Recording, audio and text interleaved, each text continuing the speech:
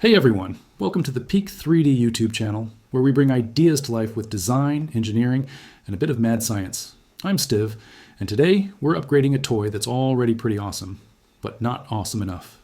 This is the Hot Wheels Crash Tower launch system, and while it's fun, it runs on 4D type batteries. That's just 6 volts of very average power. We're not about average around here.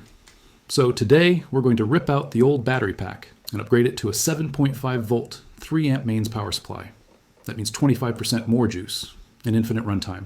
No more dying batteries mid-launch. This thing is going to send cars flying harder, faster, and further. Here's what we'll be using.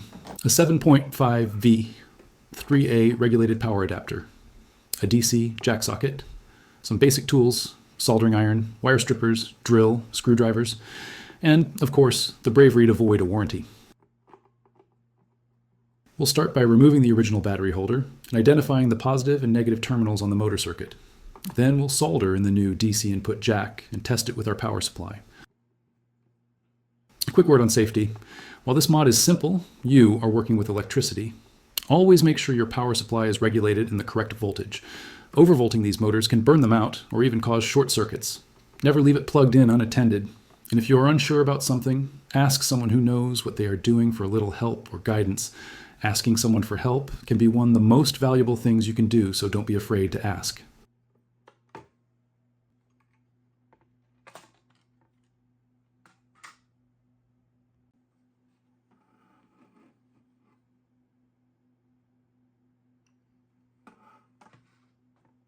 Here we are just getting a rough idea of how much wire to use. Make sure you take into account excess for routing. And for stripping out on the ends, 'cause let's face it, nobody wants a short wire, do they? Now we solder the power input wires to the same motor terminals where the batteries used to connect. This part is pretty simple. Positive wire to the positive terminal and negative to negative. It also looks like Mattel left us some nice cable routing lugs inside this to route our new plug mod. Thanks, Mattel. Thattel.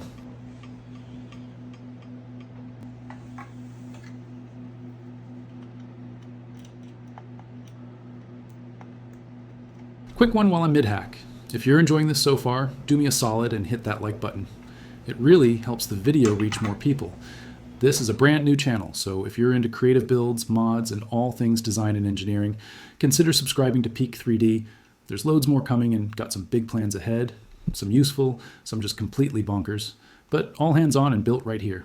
So yeah, click that little bell too, so you don't miss what's next.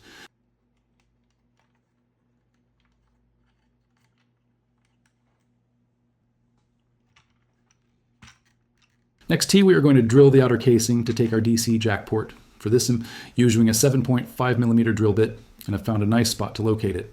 And yes, I wasn't using the right type of drill bit for this, but we still got the job done. Sometimes you just have to use the tools you have available at that time, even if it does make the job harder.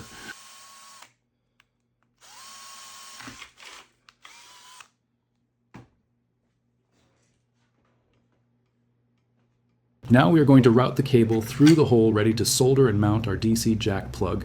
One thing to remember is to make sure you have dropped the locking nut for the jack down the cable before routing through the hole, or you will have to desolder it all and start again.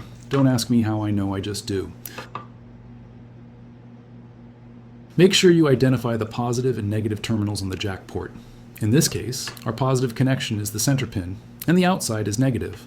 Although this is pretty standard, it is worth checking before soldering.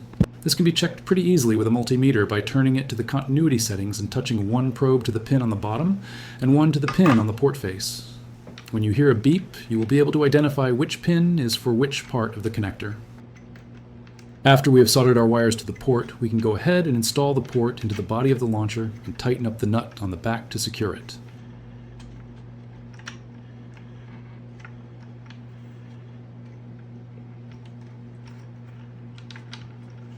We then finish up the mod by doing a bit of cable tidying on the locations we found earlier. It's then just a simple case of putting it all back together again, ensuring not to trap any wires whilst doing so.